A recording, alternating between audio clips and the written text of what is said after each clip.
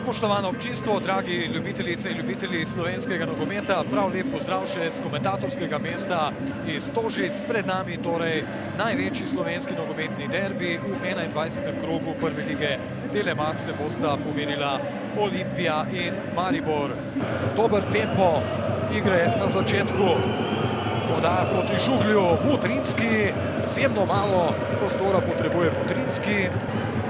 Zanimivo bo videti, koliko časa bojo in eni in drugi ustrajali pri tem, kajti vemo, da to čez celotno srečanje skoraj nemogoče.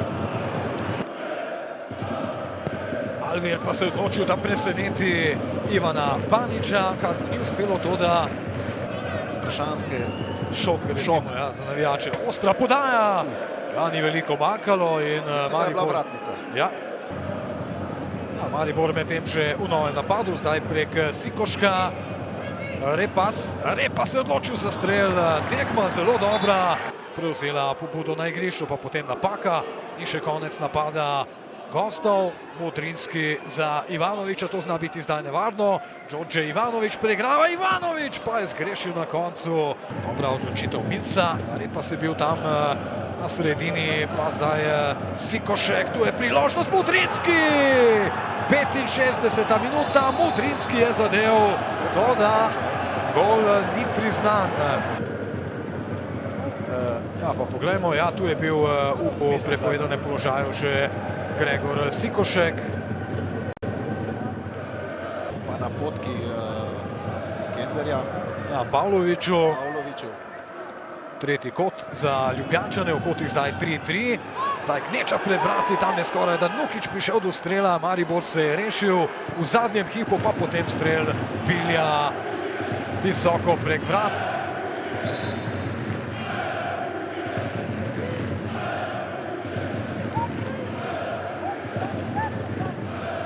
Tu je Tino Skender. Mislim, da je Skender zamenjal taktiko in je šel v sistem 4-1, 4-1.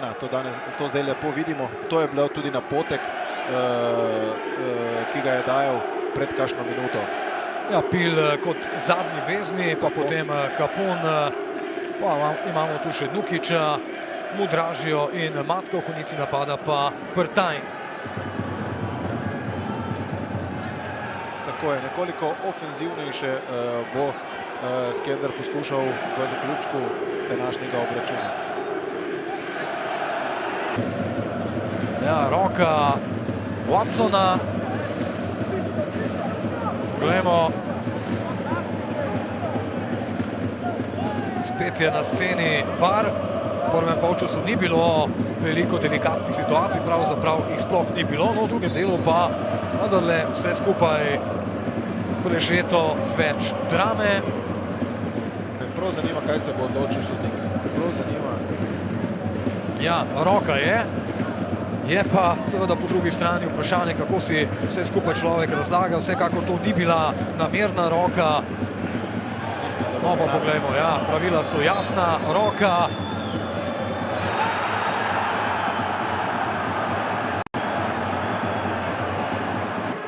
Slabih 20 minut pred koncem tekme v vodstvo.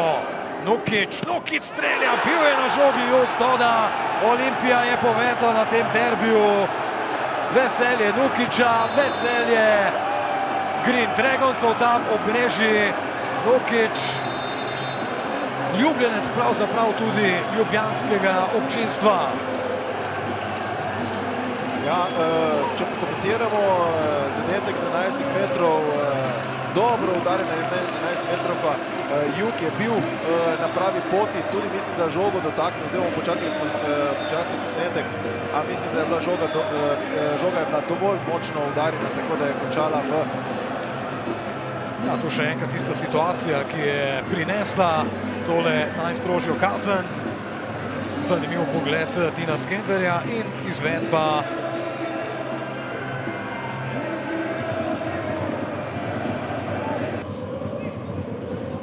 spet se seveda zdaj pri Mariboru išče človek z idejo. Repas bil je v kar dobrem položaju.